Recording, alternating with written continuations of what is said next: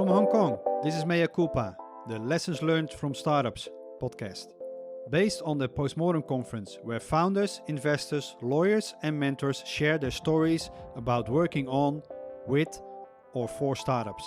I'm Jeffrey Brewer, and today we talk to James Kwan, Managing Director Jumpstart Magazine, a hybrid online and offline platform dedicated to connect tech startups in Asia Pacific and beyond. Before that, he founded Deal and Ship, and he is an experienced sales and marketing expert. Welcome, James. Thank you, Jeffrey, for having me. James, you've been in managerial positions, mostly your working experience, I saw, but how did you make your way into startups? The definition of startups, I guess, is quite unique because I think how I define startups now might have been different from how I thought I could define startups, let's say 20 years ago when I got into doing my own business. I would say my backstory is when I finished my graduate degree, I thought I was going to work for a corporation. I thought that was the way that route that I was going to take to earn a living. I finished my graduate degree. I traveled to Asia. And one of my good friends from Singapore actually identified an opportunity with his family. He said, "Would you like to get into textiles?" I said, "No way. Why textiles? I got an MBA. I'm not going to do anything in textiles." Then I find out they were actually one of the largest brands in Southeast Asia and in China. And from then, they convinced me to help them start and launch their brand in the U.S. The way they worked, they were an old school business, and they wouldn't want to just hire anyone in the U.S. They wanted to actually work with someone they had a personal connection to. So yeah, my journey started way back when I finished my MBA, and we started a business there in the U.S. And fast forward 3 years, we went IPO in the Singapore market. So it seemed like I made the right decision. I didn't go into corporate. I stayed with the company. I helped them build their brand in the US, and we went IPO in the Singapore exchange. That's a significant achievement.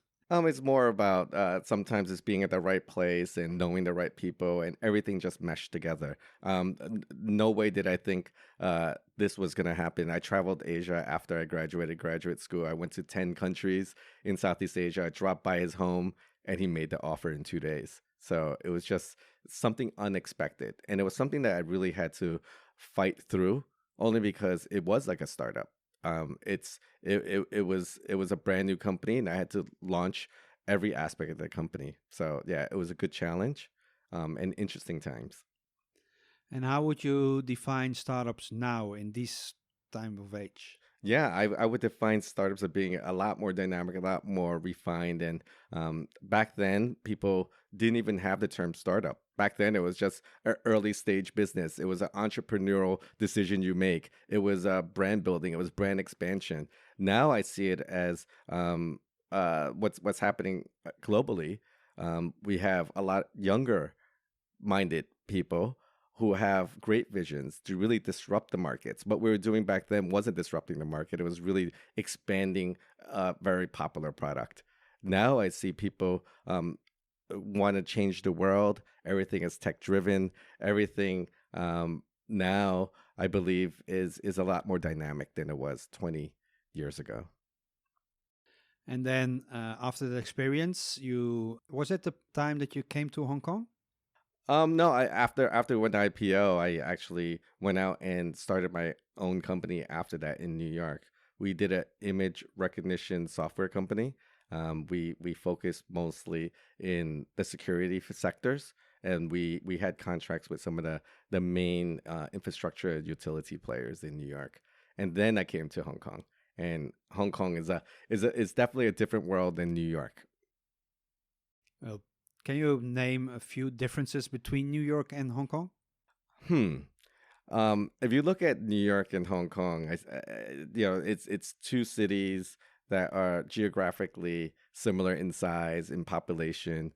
I think Hong Kong is a bit more dynamic these days. I think because of the proximity of where it's located, is in Asia, and I think Asia represents probably a lot more new growth, new ideas during these times. So New York is great. It's my hometown. I just feel that Hong Kong and Asia is where I should be right now. For the people who are in New York and have never been to Hong Kong, what would be the one thing that you would say to them to convince them to at least visit once? Um, I would say that we have diversity in food. I guess New York has diversity of food, but the Chinese food here is definitely so much different than what you get in any restaurant in the US. And that's just the fun side of it. On the other end, I would say working or doing business in Asia is a bit different. And I see a lot of positives of doing business in Asia. I hear other people saying things a bit different, but I think there's a lot of access when you come to Hong Kong versus in New York. I believe getting access is a bit more difficult. And then you came to Hong Kong. Yeah, I came to Hong Kong in 2009, so I've been here for 11 years. And what was the primary reason you moved to Hong Kong? Because that's a significant move. It's a significant move. We had 3 kids at that moment. I wanted my kids to learn Chinese. Growing up in New York, I didn't have that opportunity. I wanted to extend that opportunity to my kids. My wife and I felt that professionally, Asia is where we should be at, and that was right during the financial crisis. We were pretty much unscathed. We were fortunate enough to move our positions out of equity, and we just thought it was a great time for us to come to Hong Kong and start new. My wife is originally from Hong Kong, so there was some basis of why we chose to come here as well. Okay. And then you started a new business here. Yes, yes. So I actually, before I started new business, I went back to really develop what I've done in the past in terms of textiles and manufacturing. It was just low hanging fruit for me. I originally came here. I thought I was gonna do some business in between Hong Kong, China, and the U.S. and leverage off what I've known in the past. Then I was attracted by a certain program here in Hong Kong, and it was Founders Institute. I haven't really heard of accelerators previously. I looked at it. I joined, and it was a great experience. That actually inspired me to launch a few businesses here in Hong Kong. So it was the catalyst. Okay. So that means that you, with your experience and your background in textiles, you did something in textiles? I did do something in textiles. I launched my own textile brand. I also helped certain textile companies create business that they haven't traditionally created before. I allowed them to use my entire network and go retail direct. And I worked with exclusively higher end, very niche brands. How did that venture go? Like how, No, it went really well. It was that wasn't my venture. I was paid to do these projects, but that went very, very well. But I just felt dissatisfied. I felt I was a hired hand working on existing projects and just enhancing them, and I didn't feel it was something that I could really take full ownership of. I was just a middleman making the process better. so then you started your own business. I started my own business. I started a company called Dealership. I had a vision to really help Asia really level the playing field in terms of luxury goods, electronics against prices in the world. A lot of people didn't know, but prices in the US, which I was accustomed to, are typically 30 to 50% cheaper in certain category items, such as electronics, let's say. And I just wanted to equal the playing field for people here in Hong Kong. So you're trying to leverage Arbitrage opportunities. the Yes. arbitrage opportunities, yes. How come that most of the products that are made in China are cheaper in the US than, for instance, here in Asia? Yeah, it was so surprising when I first came here to Asia, where I was accustomed to really low cost retail items. It just amazes me. Products are made in China. They make the journey to the US. If I was to bring the product back to Asia and mark it up significantly, I would still have a lot of it would still benefit a lot of my buyers and my customers. It was just mind blowing. And then I did research on why this happened. The U.S. actually has a power of buying products in mass, thus getting probably the best discounts from manufacturers in China. And at times, these discounts were below cost. And the reason why is because they could sell 1 million laptops below cost because they had a back order of 10 million laptops that were marked up a certain percentage. So when you actually balance that out, um, there was arbitrage opportunities because if I participated in buying that first batch, which was sold to the U.S. at cost, it really could benefit my customers. But it was just some expertise I had and knew, so I extended that to my base at dealership. And how did you start out that idea? Like, what was your first thing that you did? Like, hire an office staff, getting contact with shippers, logistic distribution. What was the first thing that you started to arranging to make this happen? At that time, I just finished the accelerator. That was the project that I finished the accelerator with. So I already had a base, and from that base, I started with hiring interns. Got a co-working space, validated idea, launched it, started getting some business, and at that time, 6 months into the exploration phase, I left my other opportunities and started focusing on dealership full time. From then, I hired staff. I got office. We were actually accepted into the Cyberport acceleration program, where they provided me a space, guidance, and some initial capital to get this going as well. And we expanded our team at that point, and we were expanding our sales. While doing that, you saw a lot of things, you learned a lot of things, but did you have for yourself like a significant time frame that you say, okay, this has to be on a certain point in time, and if it's not there, then I'll do something else? Or did you make for yourself a particular type of runway? How did that work for you? Yeah, I've always wanted to give myself time to see this project scale. We were profitable because we just had very low expenses at that point. We were the salaries of some of the employees were subsidized by Cyberport. We had a free office. We were building up the business, and there was no expiration date that I had on dealership. But what changed at that point was I also had another opportunity, and the other opportunity was a opportunity to acquire another company. So I acquired that company, and that company actually took off much faster, provided a lot more opportunities in my eyes. And at that point, I had a decision to make.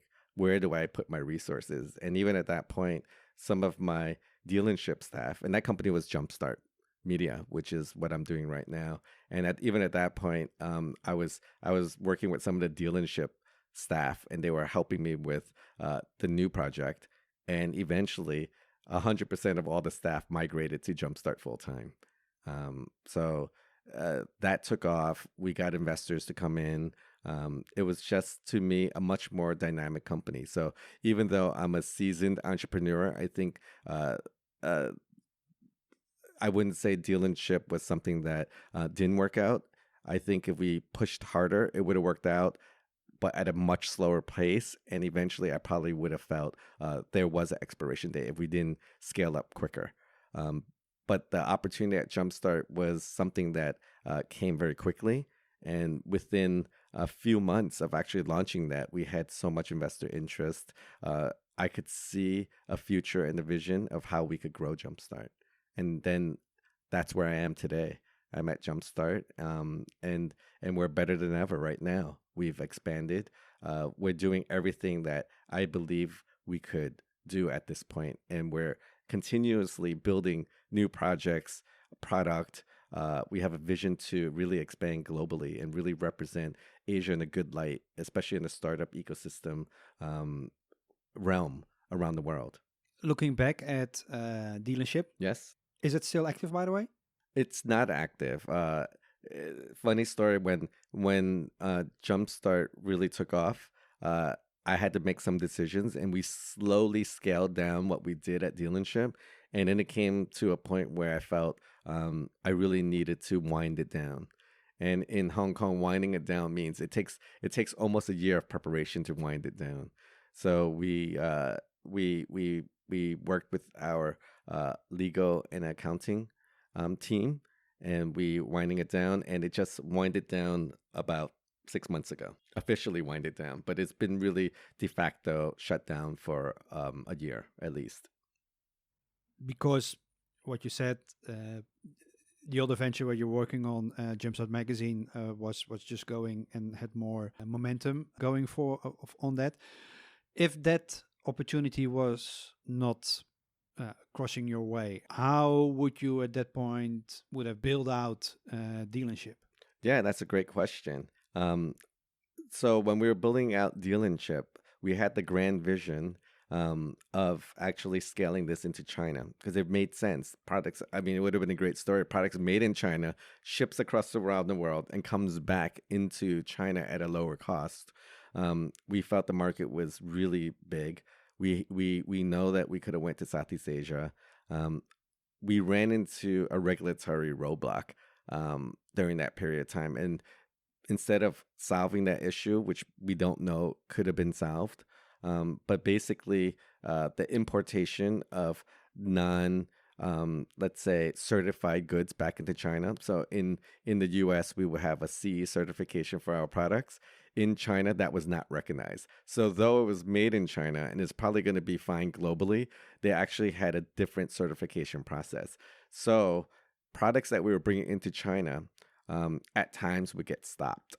And I anticipate that it would have been stopped in a more frequent fashion, meaning our market in China for that business was not viable. And we still had the Southeast Asian market. So that's where we were moving towards in terms of where we were going to do some expansion. So if it was not for Jumpstart, I think dealership would be probably still active right now. I can't tell you where we'll be, especially if we haven't truly pushed our launch at that point. But we pushed our launch, and it was some success in Southeast Asia. And it was a profitable company. It was just a set rate that we were going to get for every sale we make. We would not lose in any of the sales. And as long as that was held true, it possibly could be something I would do now.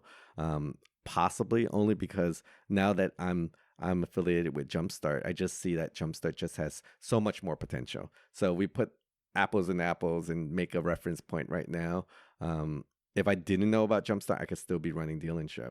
But because I do have a Jumpstart, that's where I'm at. And I'm doing that full time. So it sounds like it was quite obvious, the decision to make at that point. It was quite obvious because a lot of different people came out and supported Jumpstart in a big way. And when I was doing dealership, I didn't see the same type of support. So when I saw investors coming to me, I saw that was a sign. We had 6 different investors come out, and they were very bullish on what we were doing at Jumpstart, and they came in and invested very quickly. Some giving me money. I'm saying some, more than one giving me money within 48 hours of meeting me. And to me, that spoke volumes of where they thought the company would go and how eager they were to participate into an early investment round in Jumpstart. Okay, and then how was it for you personally? Because I can understand that if you build up something like dealership, and that's something that you started with a blank page, totally your responsibility. You see that's growing, you see that's profitable, but then you come across something else that's way bigger. What did that with you personally, as in, hey, I set this up, it's not as big, but it's still profitable, and I see something else that's bigger, greater, but that's not 100% a blank page for me.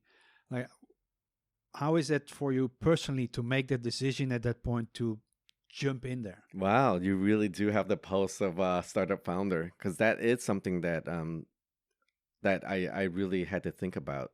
in a long way. This decision wasn't easy, and dealership was my baby, right? Dealership was idea I came up with in an accelerator program. I developed it, I refined it. I actually left my other opportunities to start it. I was very happy at at dealership. We got accepted to Cyberport as well, and that validated the business. It was not an easy decision, but at the end of the day, I think if you take all the emotions out of it, it was a business decision I had to make for myself. It was I know it was something that would benefit my family, it would benefit myself, and it was something that made me happier. So I had to set aside any of those emotional ties I would have with a company and make the mature decision. And the mature decision was um, uh, let it go. And I made sure that no one was hurt in that process. So all the employees at dealership actually migrated to Jumpstart. So in that fact, I didn't let anyone go who wasn't already at Jumpstart. All our service providers that were helping us at dealership migrated to Jumpstart, and I think it worked out for everyone. Um, I think a lot of the full time staff that came at the Jumpstart actually um, were happier.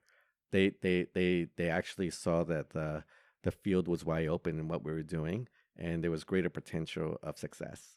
You talked a little bit already about your family. What was their reaction? Like, Papa is going to do something else again and again and again and again. Is this finally the thing that is going to take off, or like how did you manage that communication and that expectation that yeah, your family, your wife, your kids have about the business ventures that you do?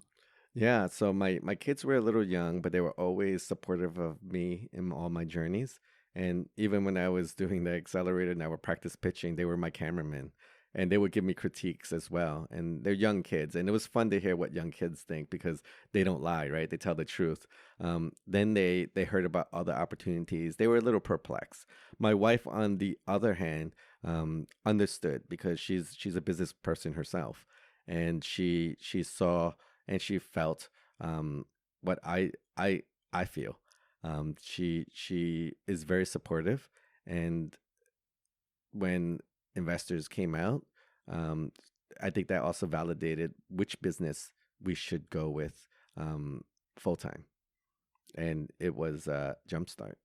You talked already a little bit about accelerators, and you went through that, but you already had experience as a managing director. You already experienced in running a business.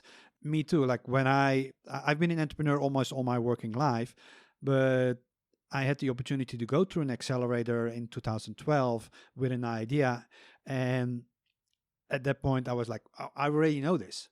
And then I went to the accelerator, and I was, oh, wait a minute. Like, I don't even know this. Some of the things I was already doing naturally in that sense, but some things I found out I was thinking like, oh, so that's why XYZ is happening.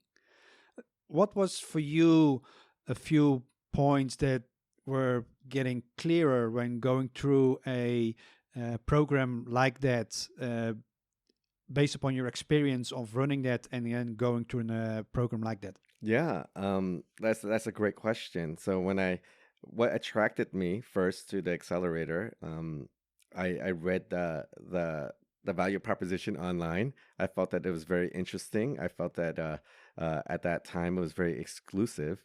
I applied. I got in, and I didn't know what to expect.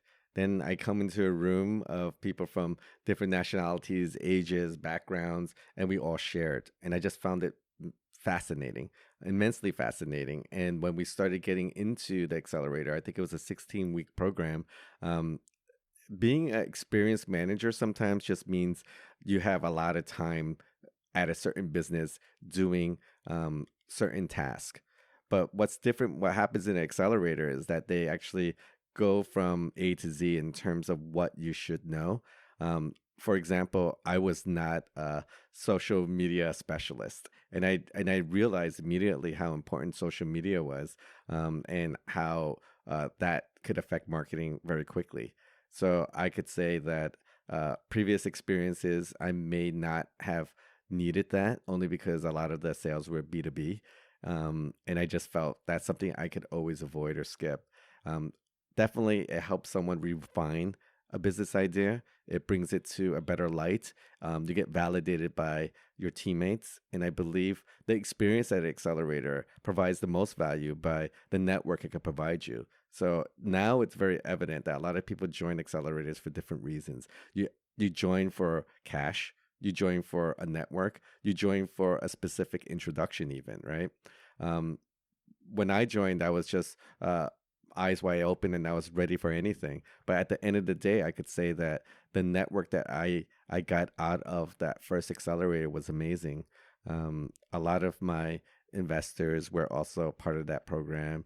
I would say a lot of uh, top management that are at Jumpstart was at Jumpstart. Um, Derived from friendships that came out of that accelerator. So the value is quite high.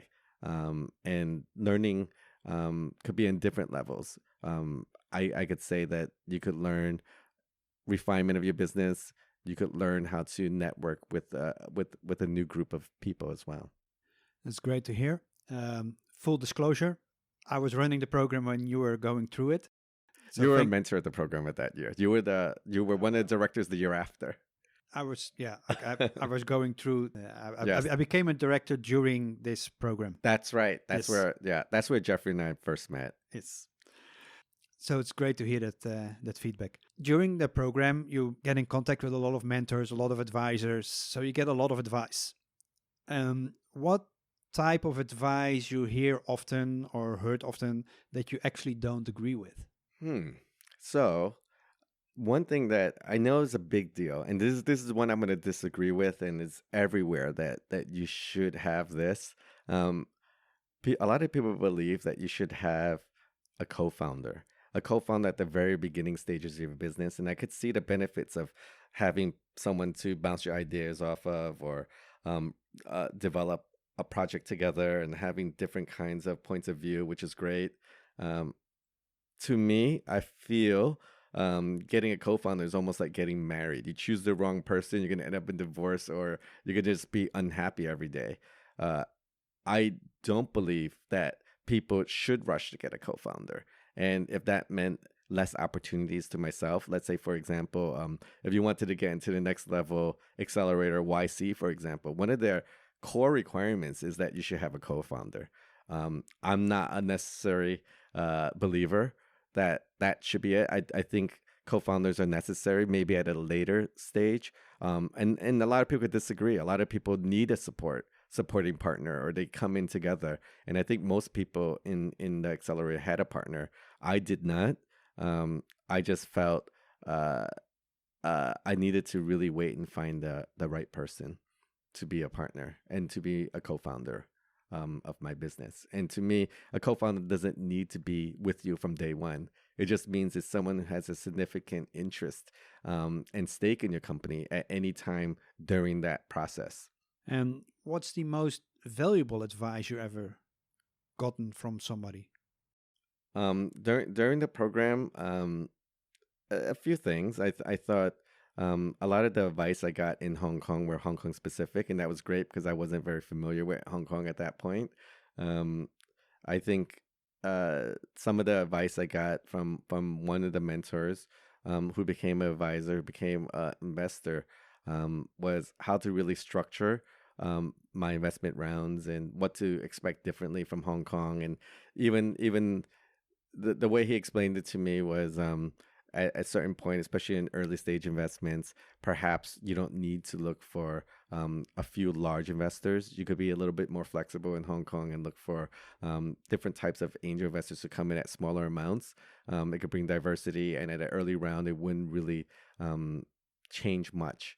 And I think the way it was explained, that it was a very Hong Kong specific thing. So this wouldn't fly in other countries. It wouldn't fly, let's say, in Korea or Japan. But in Hong Kong, it was unique because there was a lot of high net worth individuals or family offices who wanted to diversify their investment portfolio, and startups could be one. And I listened, and I allowed that thought and I tried to be open-minded to it. I didn't have to go to a professional VC route at the very early stage and get large investments early on.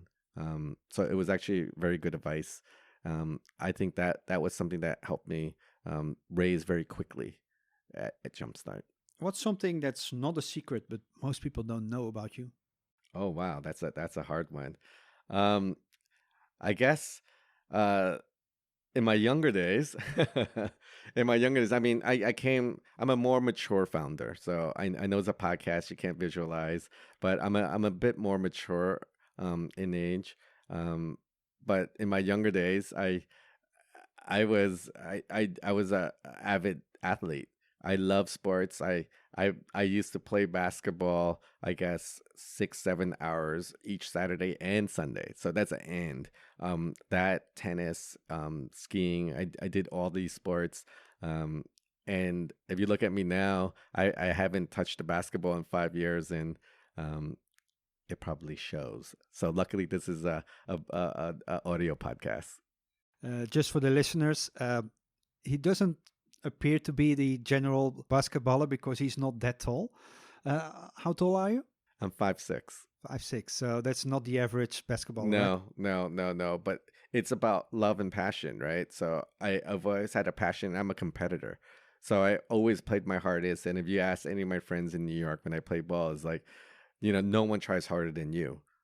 I'd never give up. I never give up. If I lose when I'm playing defense and I lose someone, I go to the end. I just don't. I try not to get stumped. I love playing American football. I like playing any sports, but I always play to win. And that's one of the attributes my friends in New York knows about me. Very competitive. If there's one thing you want people to take away from this podcast, this talk that we just had, like, what is it? I guess I just want to inspire the next entrepreneur. If they have a dream and they feel like doing something on their own that's not traditional, because I know in Hong Kong, a lot of people finish university, they have expectations to work in corporate. I would encourage them to explore. Okay, let's say you don't jump in all the way at the beginning, but never give up exploring. And it could be as simple as going into a pre-accelerator, understanding the main attributes or concepts you need, and maybe testing to see whether or not you had that personality to get along with teammates, really become coachable, develop a network where you feel could bring you value. If you go to a pre-accelerator and you feel everybody in your mentor base are idiots or dumb, maybe then it's not right for you. Or if you had trouble getting along with your classmates, or everything you've learned you felt was useless, maybe then you have to really, really evaluate. Maybe you're not meant to be an entrepreneur.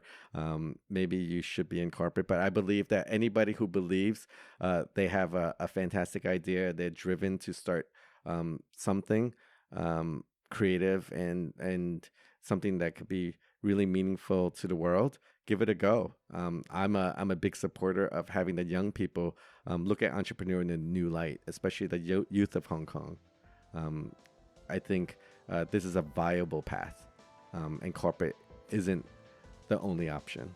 I want to thank you for your valuable insights and sharing of your lessons learned in startups.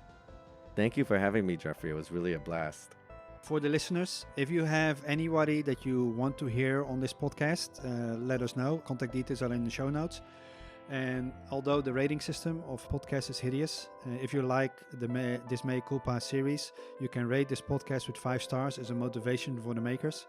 This is Jeffrey Brewer, and normally I would say go out and build something meaningful, but with the current situation of COVID, I would say stay in, but still build something meaningful.